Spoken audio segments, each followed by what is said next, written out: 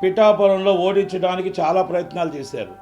99 మంది పవన్ కళ్యాణ్ గారి వైపు ఉంటే 99 మంది పవన్ కళ్యాణ్ గారు బాబు నువ్వు గెలాలి, నువ్వు రాష్ట్ర అధ్యక్షుడిగా నీలాంటి వాడు కావాలి అని పిఠాపురమే కోరుకుంటే ఎవరో ఒకరు బయటకు వచ్చి కావాలి ఒక డ్రామా సృష్టించేసి ఫ్యామిలీ మెంబర్ నో ప్రాబ్లం, కానీ ఆయన బయటకు వస్తే ఆయన చెయ్యి ఊపితే పవన్ కళ్యాణ్ ఓడిపోతాడు అనుకోవడం తప్పు, అది అసంభవం.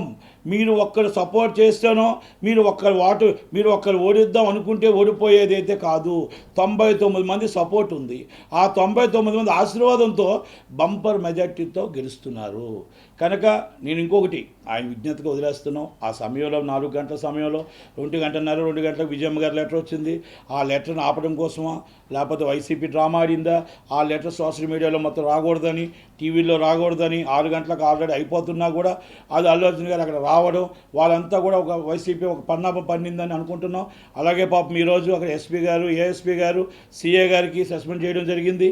వాళ్ళు ఎందుకంటే అక్కడ మొత్తం టోటల్గా కంట్రోల్, పాపం 6 జీవితాలు పోయాయి. వాళ్ళు ఈయన వెళ్ళడం వల్ల 6 ఉద్యోగాలు పోయాయి.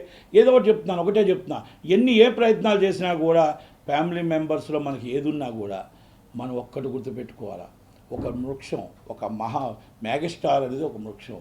ఆ వృక్షంలోనే అందరూ మెగా ఫ్యామిలీ ఎంతోమంది హీరోలు వచ్చారు.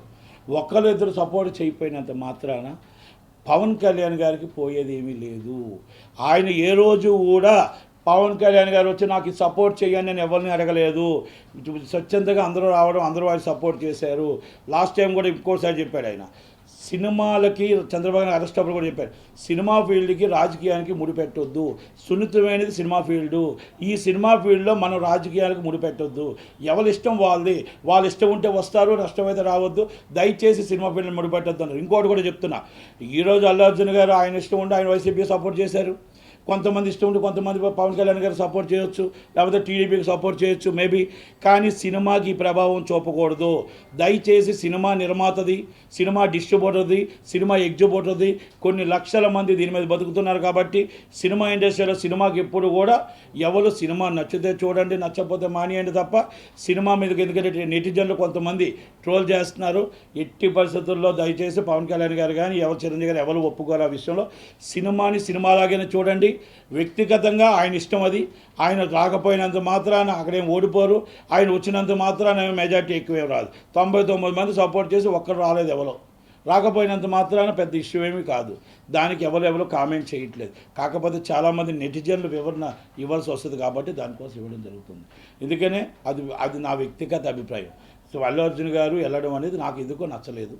అది నా వ్యక్తిగత అభిప్రాయం. అది ఎందుకంటే అక్కడ సొంత మామయ్య రిలేషన్షిప్, బయట వాళ్ళు మనం ఇప్పుడు చాలామంది అంటున్నారు, చెల్లెలు సపోర్ట్ లేదు, తల్లి సపోర్ట్ లేదు, బాబాయ్ పిన్ని సపోర్ట్ లేదు, నీకు మళ్ళీ మీ చెల్లెలు ఇంకో చెల్లెలు సపోర్ట్, వివేకానంద రెడ్డి చెల్లెలు సపోర్ట్ లేదు, నీకు బయట వాళ్ళు మేము ఎందుకు ఓటు వేయాలి అని అంటున్నారు. ఆ ప్రశ్న వేశారు కాబట్టి రేపు ఈ ప్రశ్న కూడా మన ఫ్యామిలీ మెంబర్ కదా అంటారు అన్న ఒక ఆలోచనతో నేను ఇది కరెక్ట్ కాదేమో అని, ఎందుకంటే కన్న తల్లే జగన్మోహన్ రెడ్డి గారికి షర్మిలమ్మకు ఓటేయమంది అంటే జగన్మోహన్ రెడ్డికి ఓటేయొద్దని అర్థం.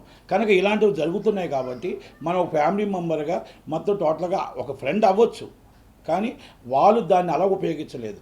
మీ ఫోటో పెట్టి టోటల్ సోషల్ మీడియాలో వైసీపీకి తిప్పారు కాబట్టి ఒక్కసారి ఆలోచించండి మీ మనస్సాక్షికి. కనుక దాన్ని నాకు బాధ అనిపించింది కాబట్టి నేను చెప్తున్నా.